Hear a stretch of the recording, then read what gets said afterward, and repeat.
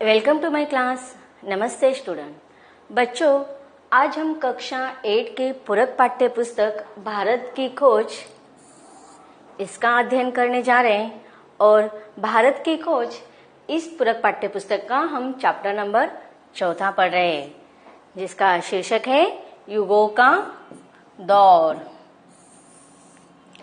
युगों का दौर इस पाठ का यह सेशन नंबर 6 है, अर्थात 6।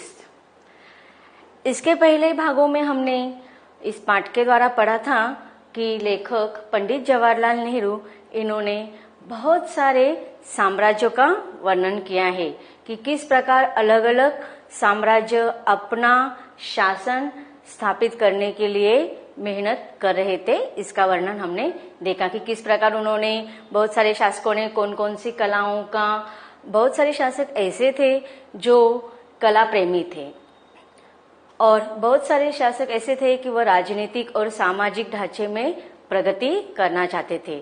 भले ही विदेशी या अन्य देशों से आने के बावजूद भी वह भारत पर शासन कर रहे थे, लेकिन अपने संस्कृति सभ्यता और भारत की सभ्यता संस्कृति सामाजिक ढांचा इनमें समन्वय करके एक नए प्रकार की शासन स्थापित करने की कोशिश कर रहे थे। तो पिछले पाठों में या पिछले पाठों के परिच्छेदों में हमने इन सारे साम्राज्यों का, मौर्य साम्राज्य के बाद कौन कौन से छोटे बड़े साम्राज्यों ने अपना शासन किया था, इसका वर्णन पढ़ा। आगे लेखक हमारे भारत की संस्कृति में, हमारे भारत के इतिहास में हमें और कौन सी नई जानकारी देना चाहते हैं, यह पढ़ते हैं पाठ के अगले परिच्छेदों में।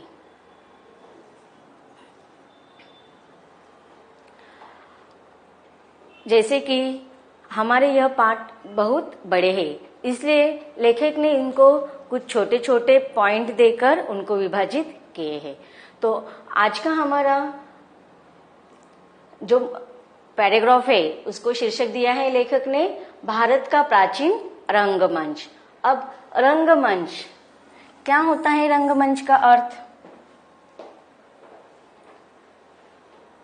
रंगमंच मतलब जहां पर नाटक खेले जाते हैं या जिसे हम स्टेज कहते हैं। कि देखो, उस समय बहुत सारे ऐसे राजा थे जो कला प्रेमी थे। इसके पहले भागों में भी हमने पढ़ा था कि बहुत सारे दस्तकारियां, भारत अपने दस्तकारी के लिए विशेष रूप से प्रसिद्ध था। तो उसमें दस्तकारियों में ही आ सकता है हमारा यह कला के अंदर कि रंगमंच अर्थात नाटक खेलने के लिए स्थान। तो यहाँ पर लेखक ने कौन कौन से नाटक और कौन कौन से नाटककारों ने और कौन कौन सी भाषाओं में लिखे गए उस समय के अलग अलग साम्राज्यों में, अलग अलग राजाओं के शासन में, कि बहुत सारे राजाओं ने कवियों को, कलाकारों को या कला प्रेमियों को अपने राज दरबार में स्थान दिया था। तो यह सारी जानकारी इन परिच्छेदों के द्वारा हम हासिल करते हैं। भारतीय रंगमंच अपने मूल में संबंध विचारों में और अपने विकास में पूरी तरह स्वतंत्र था। तो देखो, यहाँ पर लेखक कहना चाहता है कि जो भारतीय रंगमंच था, जो कलाकारियों के लिए जो स्थान दिया गया था, वह मूल रूप से कि कला प्रेमियों के लिए उनकी मूल भावना का स्रोत व्यक्त करने का वह मार्ग खुला था, उसमें कोई पाबंदी नहीं थी। तथा संबंध विचारों कि उनको अपने विचारों को पूरे प्रकार से व्यक्त करने का मौका स्वतंत्र रूप से दिया जा रहा था और इस प्रकार भारतीय रंगमंच का स्वतंत्र रूप में विकास हुआ। इसका मूल उद्गम ऋग्वेद की ऋचाओं और संवादों में खोजा जा सकता है। तो देखो, यहाँ पर लेखक क्या कर रहे हैं कि यह जो रंगमंच है भारत का, वह उसका निर्मिति ऋग्वेद में हमने पढ़ा था कि उसके अलग अलग ऋचाएं, काव्यों की पंक्तियां जो रहती है उसको हम ऋचाएं कहते हैं। तो इन ऋचाओं में तथा उनके संवादों में भी हमें यह मूल स्रोत दिखाई दिया था, जिनमें एक हद तक नाटकीयता है। तो ऋग्वेद में जो ऋचाएं है या उनके जो संवाद है, इसमें हमें रंग नाटक का वह स्वरूप देखने को मिलता है। उसके बाद रामायण और महाभारत में नाटकों का उल्लेख मिलता है कि जब हमने महाभारत और रामायण अगर यह ग्रंथ पढ़ते हैं तो उनमें भी नाटकों का उल्लेख मिल रहा है। तो इससे हम अनुमान लगा सकते हैं कि जब रामायण और महाभारत लिखे गए थे या वह सभी प्रसंग घटित हो रहे थे तो उस समय रंगमंच था। कृष्ण लीला से संबंधित गीत, संगीत और नृत्य में भी उन्होंने आकार ग्रहण करना आरंभ कर दिया था।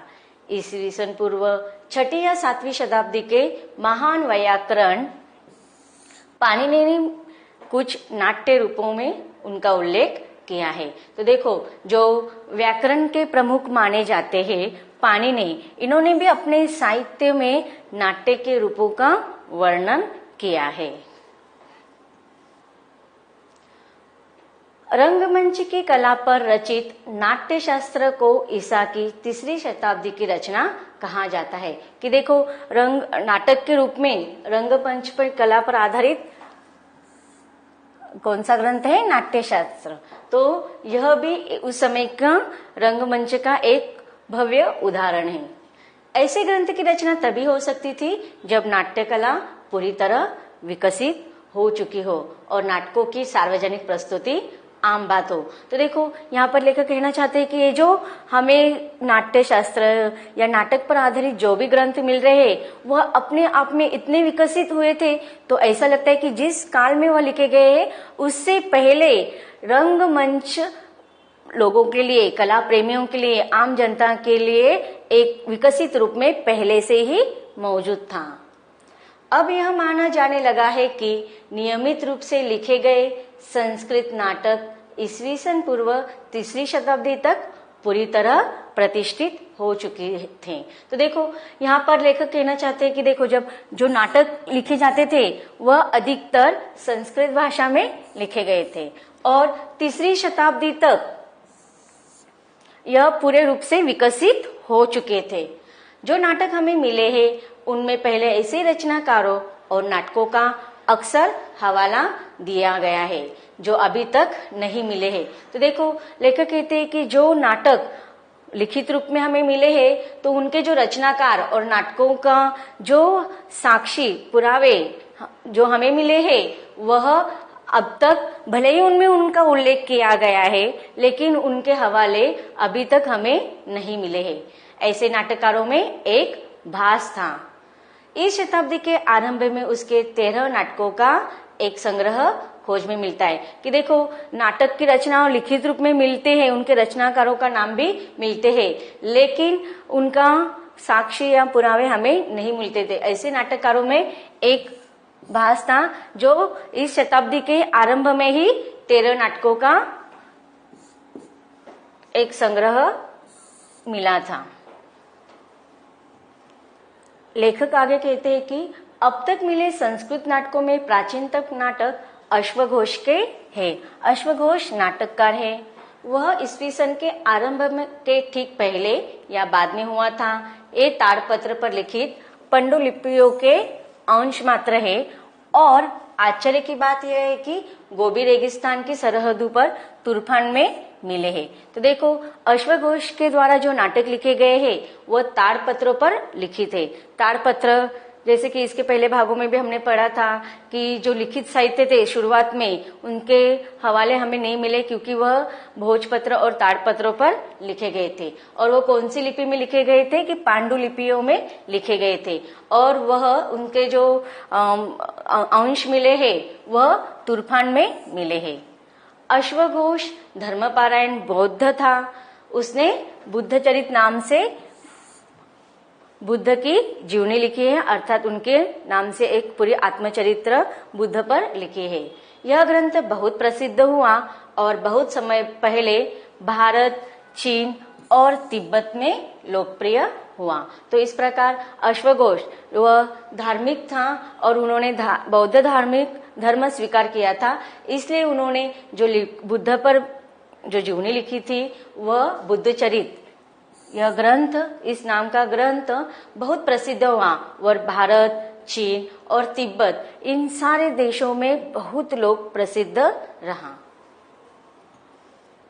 यूरोप का प्राचीन भारतीय नाटक के बारे में पहली जानकारी 1789 ईस्वी सन में तब हुई जब कालिदास के शकुंतला पर सर विलियम जोस कृत अनुवाद प्रकाशित हुआ।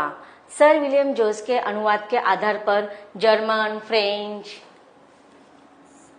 डेनिश और इटालियन में भी इसके अनुवाद हुए।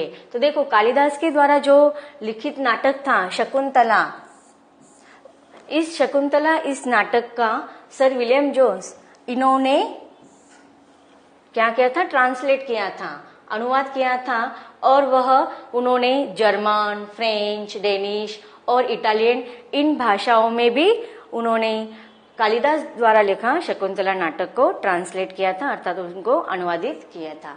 गेटे पर इस शकुंतला इस नाटक का गेटे पर इतना प्रभाव पड़ा, उसने शकुंतला की बहुत अधिक प्रशंसा की कि शकुंतला इस नाटक की उन्होंने स्तुति की। कालिदास को संस्कृत साहित्य का सबसे बड़ा कवि और नाटककार माना जाता है। देखिए, आपको प्रश्नोत्तर में पूछे जा सकते हैं कि कालिदास की क्या विशेषता थी या सबसे बड़ा कवि और नाटककार किसे माना जाता है।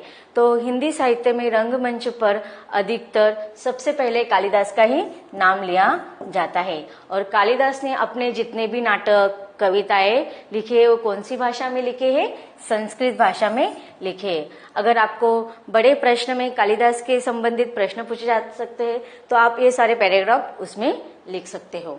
तो इस प्रकार लेखक कहते हैं कि कालिदास ने अपने जो साहित्य संस्कृत भाषा में लिखे थे वह सबसे बड़े कवि और नाटककार के रूप में जाने पहचाने जाते हैं। उसका समय निश्चित नहीं है, पर संभावना यही है कि वह 4वीं शताब्दी के अंत में गुप्त वंश अर्थात द्वितीय चंद्रगुप्त तथा चंद्रगुप्त विक्रमादित्य के शासनकाल में उज्जैनी में था। तो देखो, हमने गुप्त साम्राज्य के बारे में पढ़ा था, तब गुप्त साम्राज्य की निर्मिति किसने की थी, पहले चंद्रगुप्त, उनके बाद समुद्रगुप्त और उनके पुत्र दूसरे चंद्रगुप्त विक्रमादित्य। इनके राज दरबार में ऐसे कहा जाता है कि कालिदास थे और वह 9 रत्नों में से एक रत्न माने जाते थे। तो देखिए, जब राजा किसी कला प्रेमी को अपने दरबार में रखते हैं तो वह कला प्रेमी जो होता है, चाहे वो कवि हो, नाटककार हो या अन्य कोई से साहित्य में अगर कुछ लिखित साहित्य लिखता है तो अधिकतर अपने राजाओं से संबंधित उसकी स्तुति प्रशंसा करते हुए वह काव्य की पंक्तियां, नाटक लिखते हैं।